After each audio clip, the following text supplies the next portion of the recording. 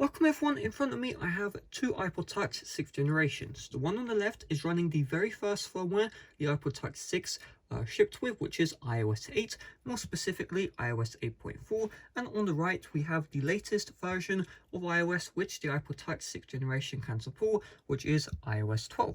And I wanted to do a speed test comparison to see whether or not planned obsolescence is real. Is the latest iOS slower than the original iOS on the iPod Touch? So first of all applications have been closed out in multitasking, and let's start off with the app launch test. I'm going to open up settings, and you can see that was about the same. And let's do a sub menu, general, and some menus are faster on iOS 8, so you can see iOS 12 and iOS 8 respectively. Let's close out the application. Let's go to photos, and you can see iOS 8 faster, calendar, iOS 8 faster, clock, iOS 12 faster, we'll go music, iOS 8 faster, mail, iOS 8 faster, messages, iOS 8 faster. Let's go to the next page here, and let's go to podcasts, and iOS 8 faster. Let's see, do we have voice memos? Yes, we do. iOS 8 faster.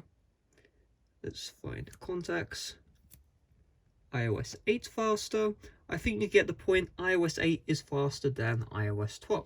Now I was surprised by settings being the exact same time, but every other application, excluding clock, was faster on iOS 8, but it wasn't faster by like 10 seconds. It was faster by like, 0.3 seconds. So honestly, iOS 12 is still holding its own. Next, what I'm going to do is I'm going to restart these devices. So I'm going to power off both, and then we're going to do the boot up test. So this is a good idea of, let's say, your iPod died and you want to turn it back on. How long will it take? So what I'm going to do is, I think both devices are now off. Actually, iOS 8 is still turning off. And now we can start with the boot up in 3, 2, 1. And the Apple logo did show up on iOS 12 first. I do see some people in the comments saying, oh, because the Apple logo showed up first, that means that you press the power button first. No, that's not the case. That's just how the firmware works, how long it takes for the Apple logo to show up. And it does seem like iOS 8 is going to win, because the screen's already gone dimmer. Oh, okay. So iOS 12 actually won the boot up test by a couple of seconds. That surprised me. You saw on iOS 8 the screen went dimmer, but iOS 12 did win the boot up test. So finally, I'm going to do the multitasking test. I'm going to close out all the applications in the multitasking, and then I'm going to open up 10 applications real quick, and then we'll see if the first application is still multitasking. So we'll just do settings, and we'll do photos, and obviously, iOS 8 is going to win loading up these apps, but that's not the point of this test. So go. I did reminders by accident. We'll just load up reminders as well here, and we'll do stocks, and we'll do music, mail, Safari, messages. And remember, the first app I opened was settings. Let's see if it needs to reload. Okay, multitasking seems perfectly fine. So I opened up about 10 applications or so. They aren't big games, of course, but you can see that multitasking seems to be about the same. Let's push it even further. Notes. And let's go tips. Tips.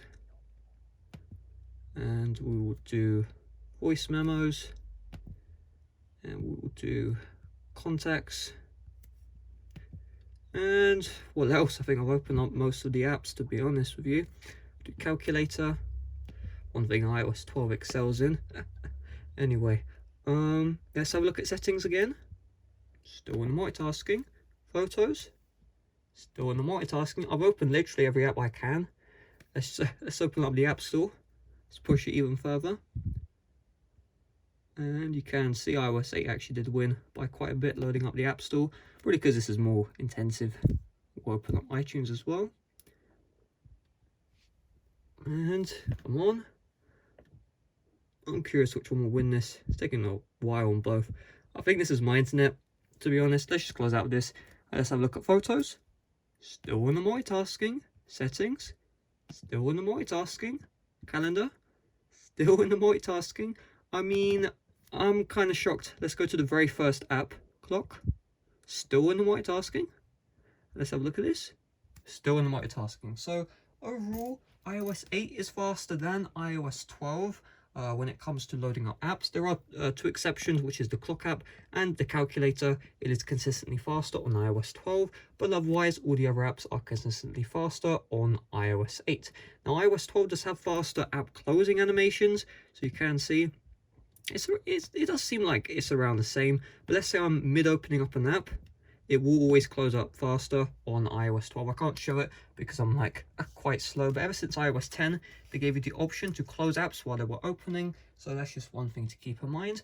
Otherwise, I mean, I'm very impressed with this. Everything is great on iOS 12, sure it's slower than iOS 8, but it's not slower by a very big margin. So if you own this device, you're most likely going to have a great experience. Now, of course, booting up the phone is faster on iOS 12. Powering down the phone is also faster on iOS 12.